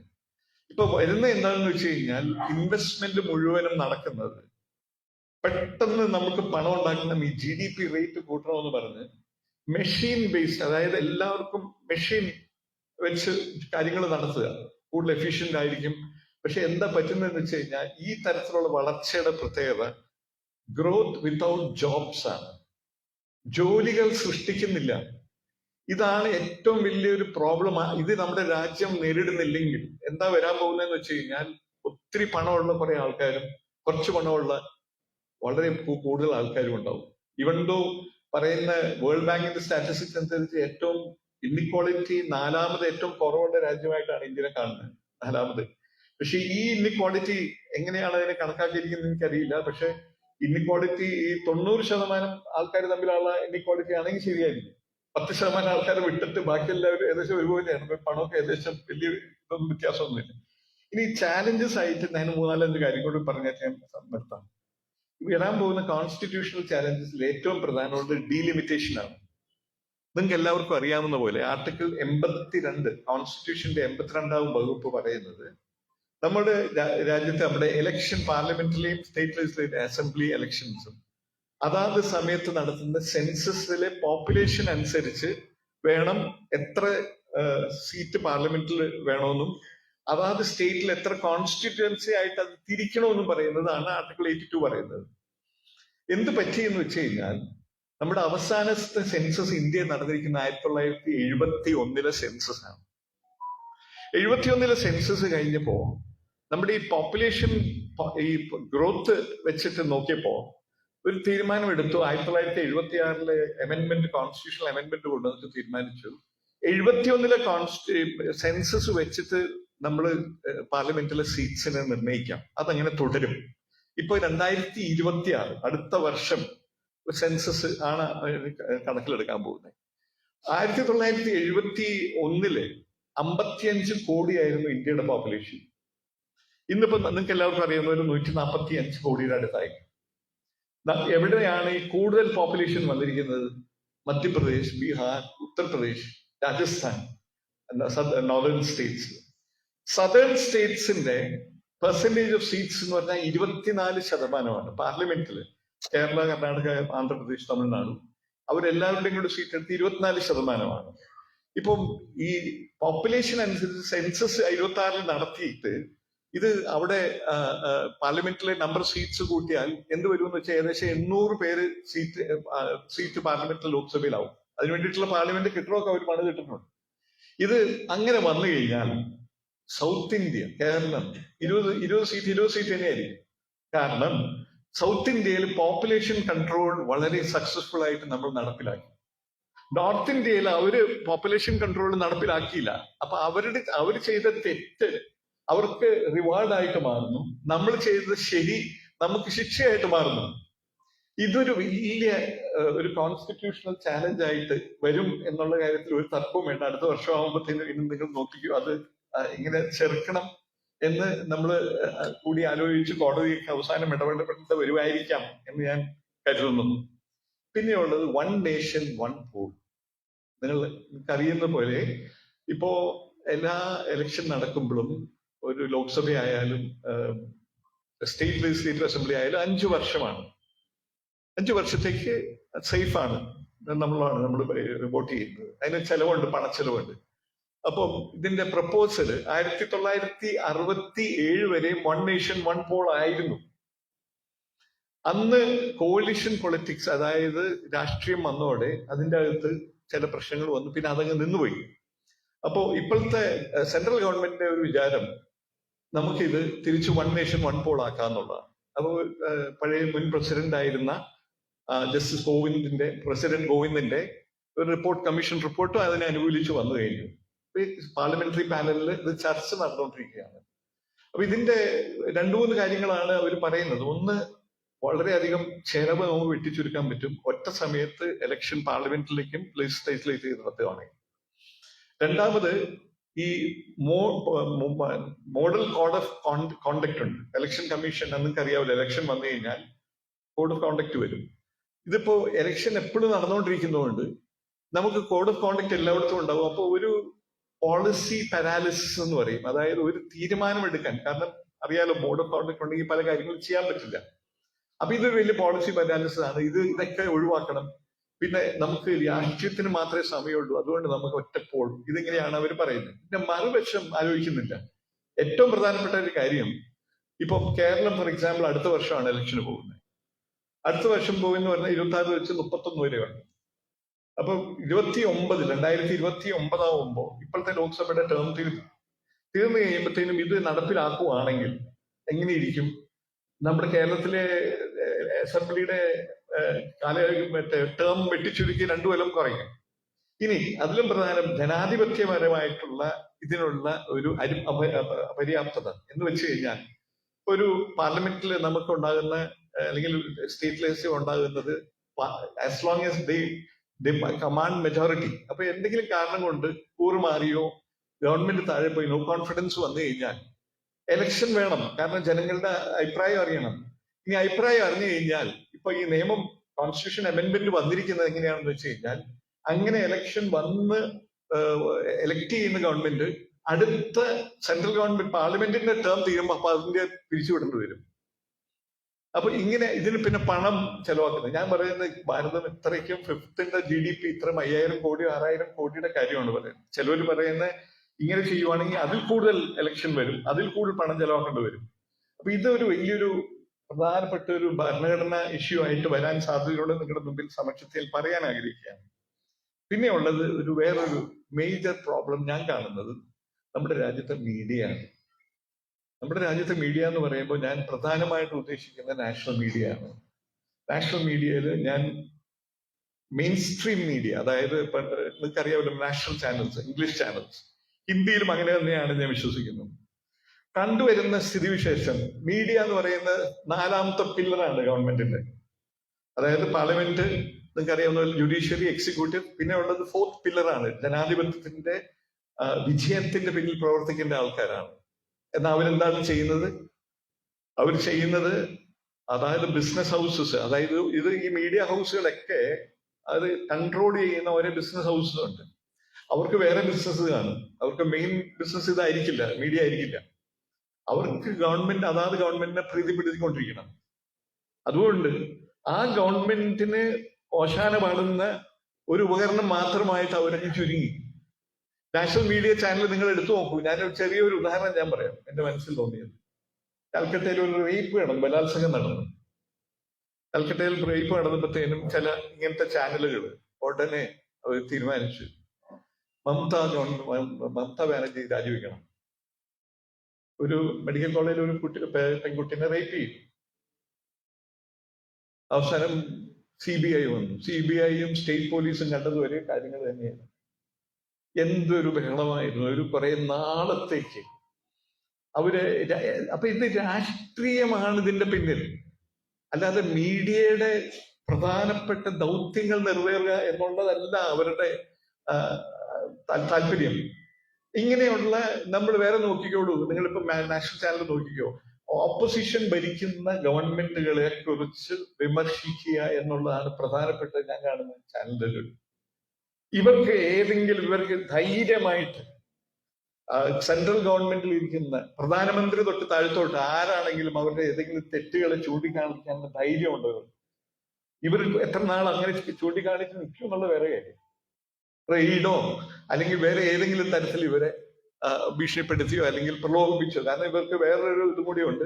ഈ ചാനലുകൾക്കൊക്കെ അഡ്വർടൈസ്മെന്റ് ഒരു വലിയ സോഴ്സ് ഓഫ് ഇൻകമാണ്. ഗവൺമെന്റിൽ നിന്ന് അഡ്വർടൈസ്മെന്റ് കിട്ടിക്കഴിഞ്ഞാൽ സന്തോഷമാണ്, ഓശാന പാടും. ബാക്കി കാര്യങ്ങളൊക്കെ അവർ മറക്കും, അവരുടെ കടമകളൊക്കെ മറക്കും.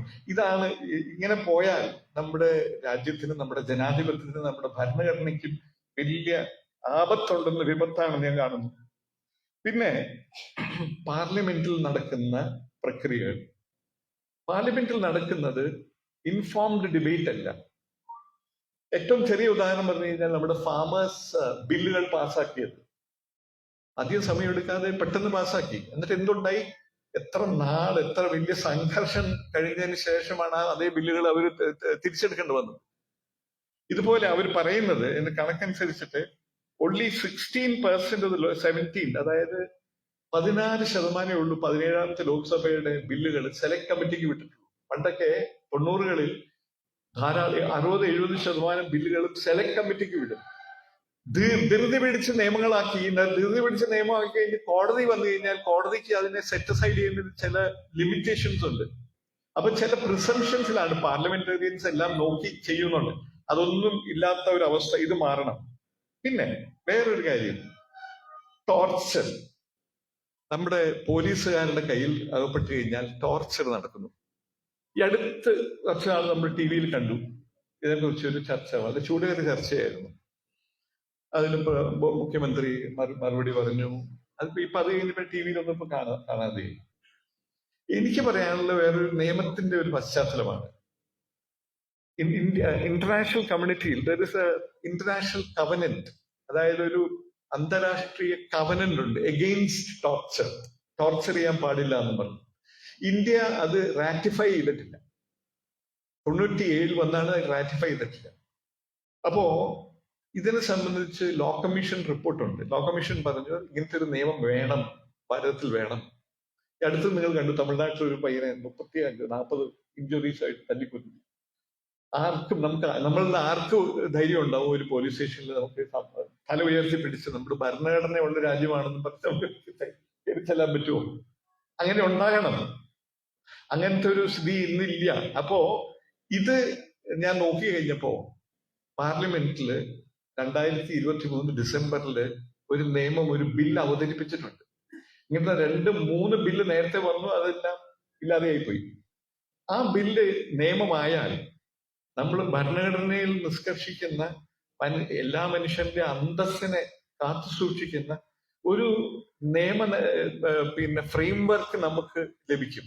കാരണം ഇപ്പൊ വരുന്നത് എന്താന്ന് വെച്ച് കഴിഞ്ഞാൽ ഭാരതം ഇത് റാറ്റിഫൈ ചെയ്തില്ല എന്ന് ഞാൻ പറഞ്ഞല്ലോ. അതിനൊരു പ്രധാന കാരണം പറയുന്നത് ഇന്റർനാഷണൽ റെഫ്യൂജി കൺവെൻഷൻ ഉണ്ട് 1951. അതായത് റെഫ്യൂജീസ് ആയിട്ട്, അഭയാർത്ഥികൾ ആയിട്ട് എവിടെന്നെങ്കിലും വന്നു കഴിഞ്ഞാൽ നമ്മൾ ആ രാജ്യം അഭയം കൊടുക്കണം.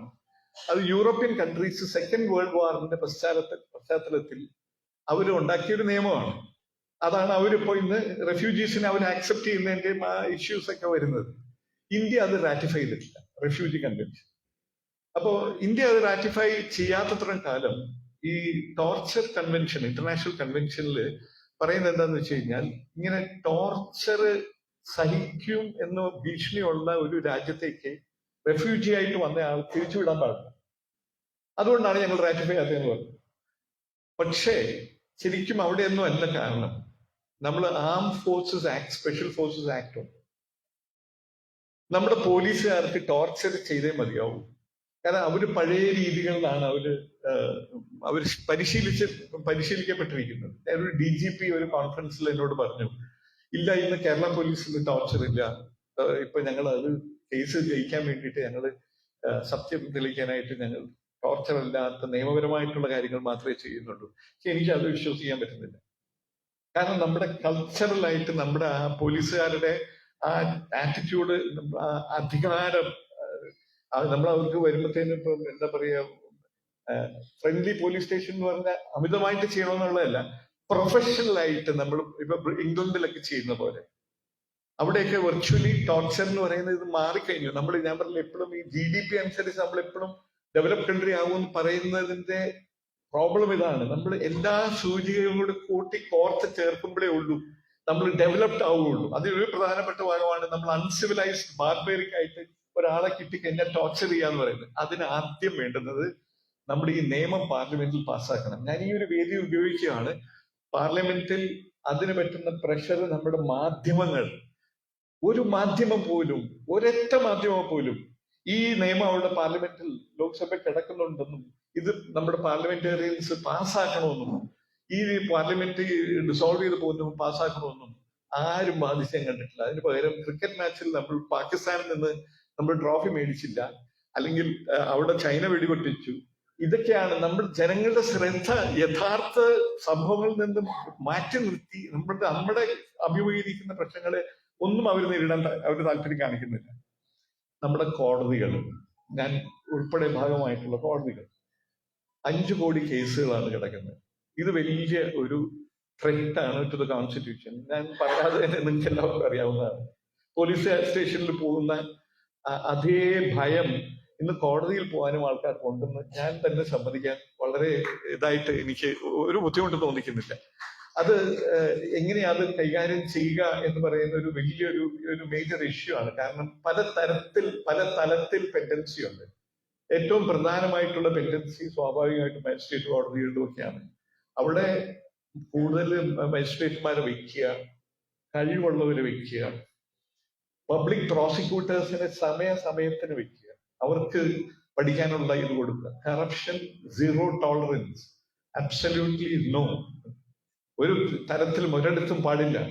ഈ നമ്മുടെ ഏത് സ്റ്റേറ്റിന്റെ ഏത് വിങ്ങിലാണെങ്കിലും കറപ്ഷൻ കനോട്ട് ബി ടോളറേറ്റഡ്. പിന്നെ ഞാൻ അവസാനിക്കുകയാണ്. ഞാൻ പറയുന്നത്, ഞാൻ ഈ പ്രശ്നങ്ങളെല്ലാം നിങ്ങളുടെ മുമ്പിൽ അവതരിപ്പിച്ചു. കോൺസ്റ്റിറ്റ്യൂഷനാണ് നമ്മുടെ ചർച്ചാ വിഷയം. കോൺസ്റ്റിറ്റ്യൂഷൻ അഭിമുഖീകരിക്കുന്ന ചാലഞ്ചസ്. ഞാൻ പറയുന്നു ഇതിന് ഏറ്റവും പ്രധാനപ്പെട്ട വിഷയം എന്ന് പറയുന്നത് ഗാന്ധിജി വിഭാവനം ചെയ്ത ക്യാരക്ടറാണ്. നമുക്ക് ക്യാരക്ടർ എന്ന് നമ്മൾ ഇന്ത്യൻസ് നമ്മുടെ ക്യാരക്ടറായി വി ദ പീപ്പിൾ എന്ന് പറഞ്ഞ് പൽക്കിവാലയുടെ ഒരു ബുക്കുണ്ട് 89 കളക്ഷൻ ഓഫ് ലെക്ചേഴ്സ് ആണ്. അതിൽ അദ്ദേഹം പറയുന്നു we have lost our character. നമ്മൾ unless we get back our character includes നിയമങ്ങൾ നമ്മൾ പാലിക്കണം. ഞാൻ ട്രാഫിക് നിയമത്തിന്റെ കാര്യം ഒരു ചെറിയ എക്സാമ്പിൾ ഞാൻ പറഞ്ഞു. നമ്മൾ എപ്പോഴും മറ്റുള്ളവരെ കുറ്റം പറയാനായിട്ട് നമുക്ക് വളരെ സന്തോഷവും വളരെ മിടുക്കലുമാണ്. നമ്മൾ എല്ലാവരും കുറ്റം പറയും, പക്ഷെ നമ്മുടെ ഉള്ളിലേക്ക് നമ്മൾ ഒന്ന് കടന്ന് ചിന്തിക്കുമോ? അത് ചെയ്യില്ല. എന്നിട്ട് ഭരണഘടന നമ്മൾ രക്ഷിക്കണം, നിയമം നമ്മൾ രക്ഷിക്കണം, പാർലമെന്റ് രക്ഷിക്കണം, കോടതി രക്ഷിക്കണം. ആരും രക്ഷിക്കില്ല, നമ്മൾ തന്നെ സ്വയം തീരുമാനിക്കണം. നമ്മളാണ് ഗവൺമെന്റ്, നമ്മളാണ് ഈ ഇന്ത്യ ഗവൺമെന്റ് എന്ന് പറയുന്നത്, സ്റ്റേറ്റ് എന്ന് പറയുന്നത് നമ്മൾ വി ദ പീപ്പിൾ ആണ്.